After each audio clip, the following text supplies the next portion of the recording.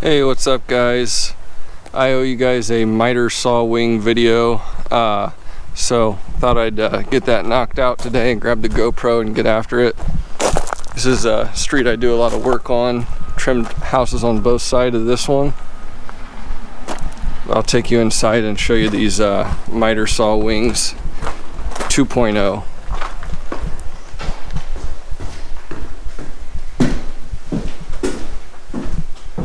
Job site, pretty light trim package on this one actually. That is my trim rack that I always use right there. Then over here, my pre-assembly table where I pre-assemble casing sets, table saw, and miter saw with wings 2.0. So try and run through some of the features on these, what I like and what I don't like. First off, quick run through some of the basics. This is the DeWalt miter saw stand. A lot of times you can get this stand for free at Lowe's whenever you buy this miter saw. So I've accumulated a few of these over the years. They also have a compact version. I've been using the longer one. Doesn't really matter a whole lot which one you use because I don't use the arms. DW780 XPS miter saw, 12-inch slider. I like a 12-inch blade. FS Tool SM6300 blade on it. You put a really good blade on this saw, it's a very accurate saw, contrary to popular belief. As long as you are using good hand control whenever you're making your cuts and not pushing it one way or the other, it really works fine for me. Some guys have issues, I really don't. Coming over here, my cut list holder. This has just got a screw on the back. It can slide anywhere on this miter track on the back. Trying to do this one-handed. Cut list just clips on. My miter stop block, as you can see here, I was using it for some 3.5-inch casing, so it's got a 7-inch offset. This is the heart and soul of my miter saw wings. This bracket is from Fast Cap Best Fence System, so I just took their bracket and I made my own stop system, but it works in this miter track really well. And then of course you've got my kind of signature magnetic tape. So this is just a regular steel tape, and then I use a magnetic tape strip laid down in a dado, so that just plops right down. The advantage of this is you can slide this steel tape back and forth and recalibrate your miter saw, your stop really easily then. One of the things I changed, new wings versus old. On my old wings, I had a track and tape on both sides of the wings. I found I never needed a stop block on this side, so I eliminated the T-track on the back along with the tape. I also used to have another tape across the front here just so that I could, say, lay a piece of casing down and not have to pull out my my tape from my belt. I eliminated that also. I didn't feel like I needed it. So none of the tapes up here. If you want to see what my first set looked like, all the way back in my video feed, there is a video, 2 videos actually, with a rundown of those wings also, if you're looking for some additional ideas and to see what I had the first time around. From there you'll see I've got 2 T-track slots. This is for a crown stop, so you can slide your crown stop in, tighten it down, and you're good to go for using crown. Something I get asked about quite a bit, these aluminum auxiliary fences are really nice.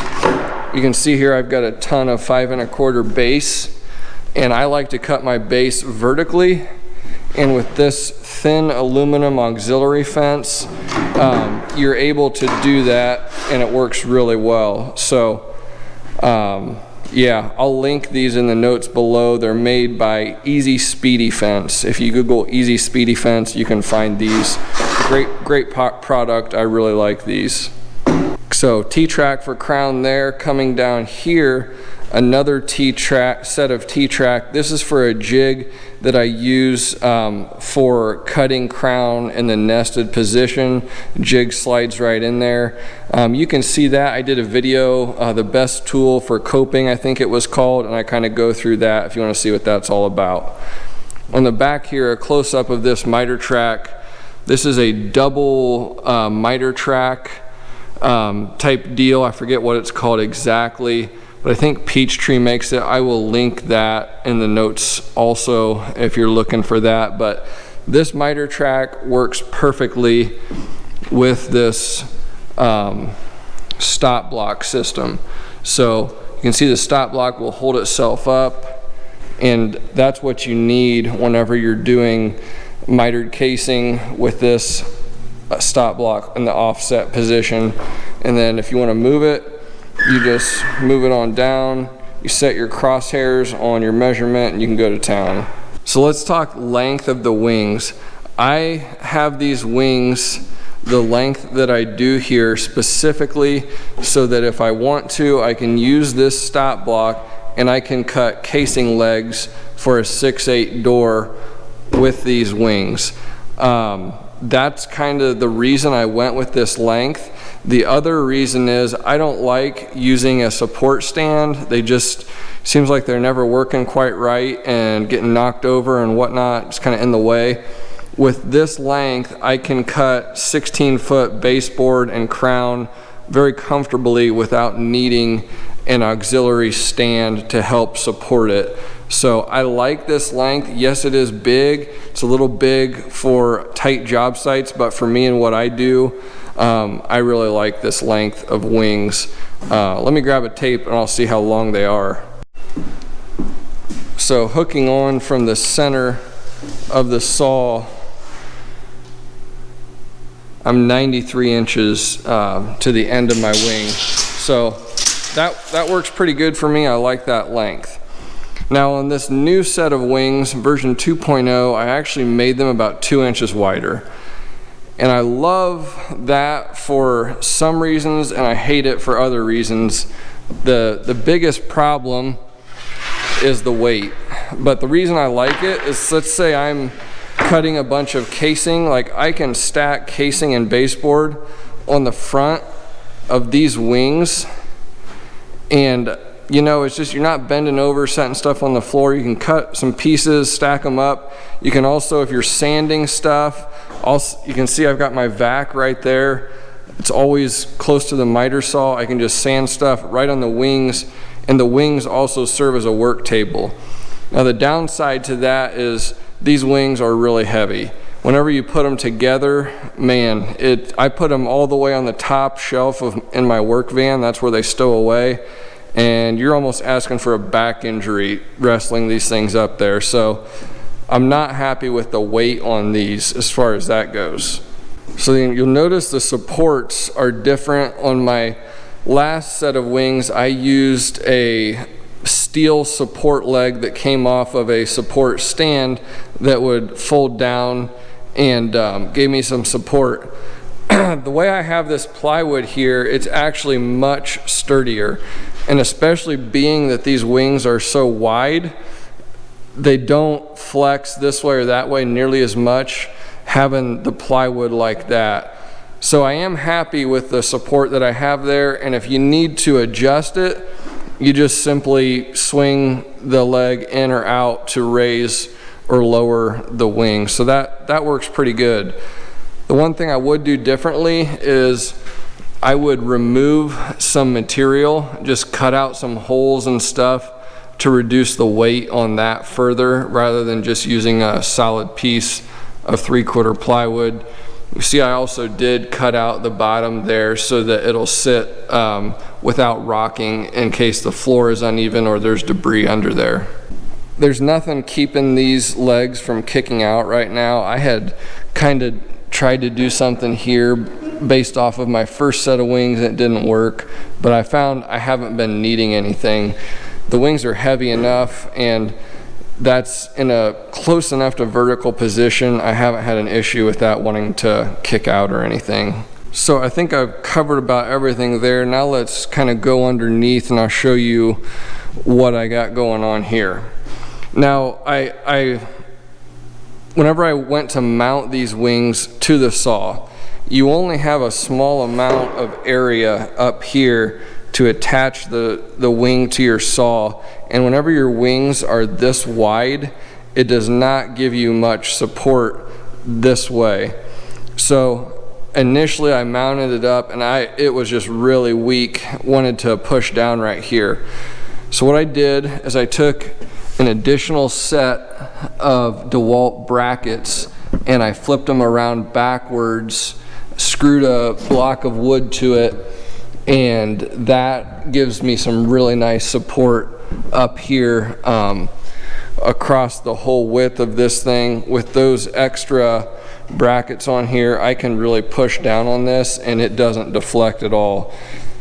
It's more added weight because I stow those inside the wings whenever I put them away, so it's just more weight yet. But it did really help give me a lot of support from flexing this way. All right, so next up, probably the biggest pain in the butt that all of us find whenever we're trying to build some wings is the attachment method to the miter saw.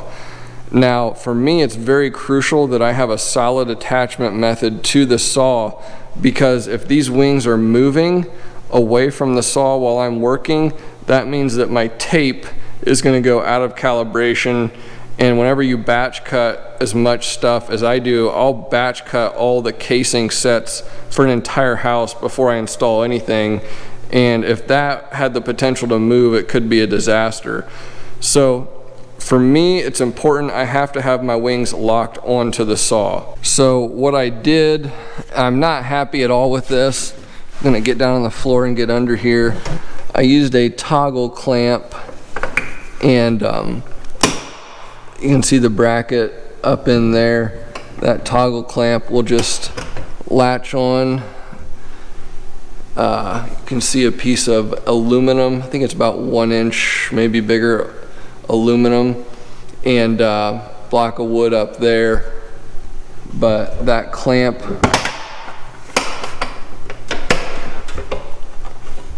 trying to do this one-handed and it's not wanting to cooperate. But yeah, that clamp, you know, it's adjustable and you can pull it tight. Got a pretty big heavy-duty clamp. Works decent. Now, initially I put this block of wood on here, borrowed this idea from my buddy Justin, was going to have dominoes in here to tie the wings and this wood block together. Didn't even end up using the dominoes, but you know, it is what it is. I'm not thrilled with that connection method at all, and it took quite a bit of time. I was hoping to come up with something better than that, but I needed to get it done, and that's just what happened. So that's what I've got for now. Everything does still fold together, so I'll detach the wings from the saw, fold up the legs. I've got a couple magnets on the underside for those extra brackets, the DeWalt stand brackets, to hold those in place. My cut list and my stop block also all nest inside the wings, then I fold them together, and then I've got these window hasps to lock everything together, and then you see these dowels under here sticking out. Those dowels will align with holes, which you can see right here on the other side, and then you can just lock those together. But like I said, they are big and heavy, so I'm not real thrilled with the weight on these right now. But just taking you around the back, I mean, this works good whenever you're doing big jobs, but whenever you're kind of running and doing smaller stuff, they're a real pain. So I'm exploring other options for lighter, leaner wings. I actually used to have 2 different miter saws. I love the Festool Capex for its portability with the UG stand-in wings, but after burning up 2 saws, I got rid of those and I'm just using 1 miter saw now. But there are times I really miss that Capex combo whenever I got to do quick jobs. Dust collection, I used to be a big vacuum guy. I've just been letting it fly lately. This saw, the dust collection is not great. Take you around here. In the past, I actually did try and modify a boot on here and with a neoprene glove. It didn't end up working real well. It's ripped now, not working at all. So anyways, on the kind of jobs I work on, it's new construction, and letting some dust fly isn't a big deal as long as you sweep it up at the end of the day, or I should say at the end of the job. But I hope this helps you guys out. I'm sorry it took me a few months to get the kind of revised video done, but the nice thing was it gave me a few months to work on these and see what I liked and didn't like.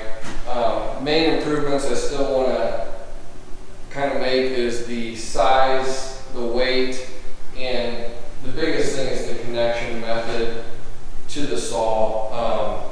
Not thrilled with that, but otherwise, this is the job site. It's kind of what I got going on. I also have been getting a lot of questions on Instagram about this table saw setup with support stand. I have a video back on my feed on YouTube here with the modifications I made to this DeWalt saw and stand and this Russo outfeed table. If you want to do that to your saw, check out that video. I just made some brackets there.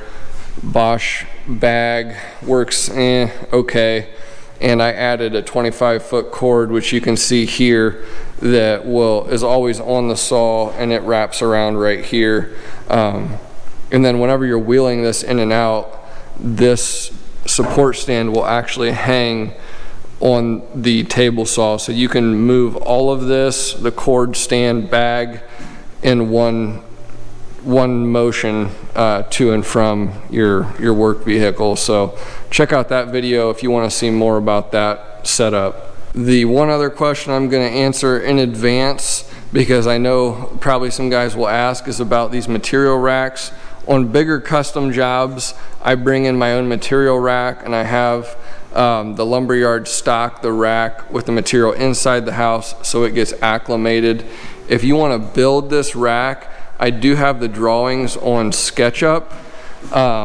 Just search for trim rack and it should pop up with how the dimensions and stuff and how I built these, but they work pretty good, and man, it's just so nice to have material organized and not just thrown in a pile out in the garage. So check that out also if you're interested in that. But thanks for watching. This was kind of a quick and dirty video, but I've been wanting to get it done and just had to take the initiative to just do it. It's about 5:15, so I'm gonna head home. But any questions you've got, let me know in the comments section. And as always, don't forget to like and subscribe. And thanks for watching. We'll see you in the next video.